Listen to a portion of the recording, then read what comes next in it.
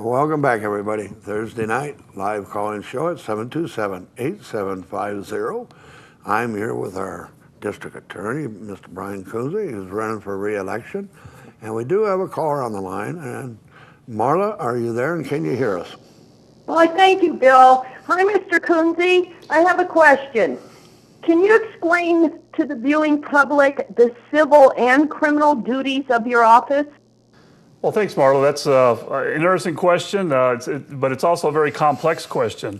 To me, probably the easiest to explain is, the criminal side, where, we are the prosecutor for the county, so we have to prosecute all criminal violations that occur in Nye County.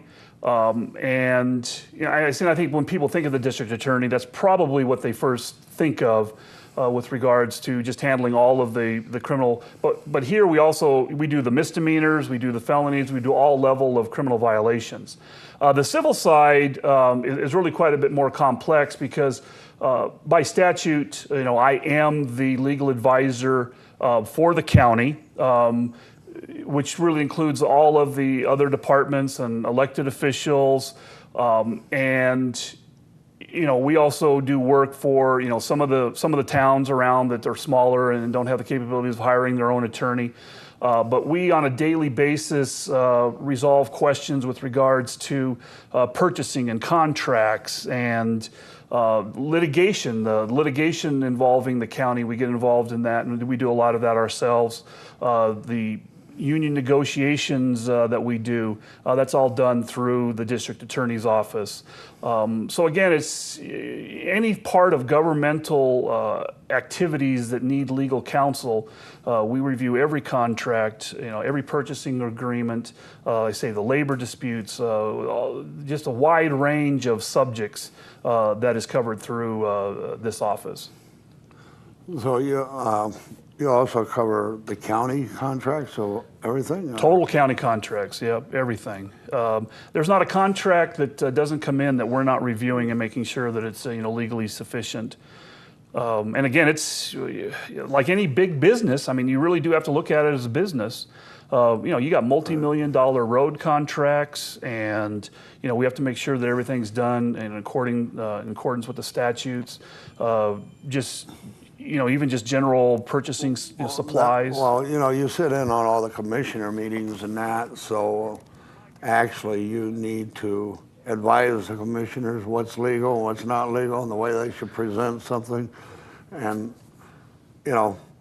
I think I'd rather see you out there throwing people in jail that commit weird crimes, but, Well, we are throwing people in jail. And the way my office is set up is that I have 6 attorneys who handle all of the criminal prosecutions, and then I have 3 attorneys. Well, at this point, we only have 2 because I've lost a position last year. So I have 2 attorneys that do all of the civil work. So again, I have to wear a lot of hats, but that's why I love the job. And I come to it, and a lot of the governmental stuff, we have to make sure the meetings are run properly. You got open meeting law violations. We work with all the elected officials with different issues that come up. We just going through a problem with somebody had recorded some weird documents that we're fighting with somebody trying to get those documents removed from the recording. So we just get a lot involved in just a lot of various things. And like I said, with my experience, I've got a lot of governmental experience. I've worked for the Attorney General's office for 12 years. I've been district attorney, so I'm very familiar with the governmental side, but I also have a tremendous amount of civil litigation, which really helps me manage a lot of the litigation that happens. And quite frankly, with what we've done with taking over labor relations and some of the litigation we've done, we literally have saved millions of dollars to the county from some of the stuff that I've taken on. All right, we'll get back on that in a minute. Right now we have a caller on the line, and it's the Flag Man. I believe everybody knows him. Can you hear us? Yes, I can. How's everything going over there, all right? All right, here's my question. First of all, Brian, your staff, the attorneys are fantastic. I've been watching in court on a daily basis, and I really admire at their skills, and it's really incredible to watch them in action. I want to compliment them all, both civil and criminal attorneys. Now, my question is, a lot of people ask me, how come they go to the sheriff's department and file what they call a complaint, which is a report, and nothing is ever done? Do you have access to all these different things that are submitted to the sheriff's department and never sent up to you? Or are they all sent up and then you deny them at your point in time? No. If you can answer that, I'd appreciate it so I can tell the people when they ask me. Appreciate it. And actually, unfortunately, it's not a real simple answer, but no, we don't have access to everything that goes to the sheriff's office. When people file a police report with the sheriff's office, it doesn't necessarily get to us. They really investigate it, they do the investigations, and then if they feel like there's enough evidence there for us to consider prosecution, they will send it to us. So there's no way that we see everything that comes into the sheriff's office, and I couldn't even venture to guess how many files they don't send up to us. But then once we get it, it's my obligation to make sure that there's enough evidence that we believe we can obtain a conviction beyond any reasonable doubt. And you know, I take that standard very seriously, that we're not charging cases that we cannot prove, that we feel like we cannot prove.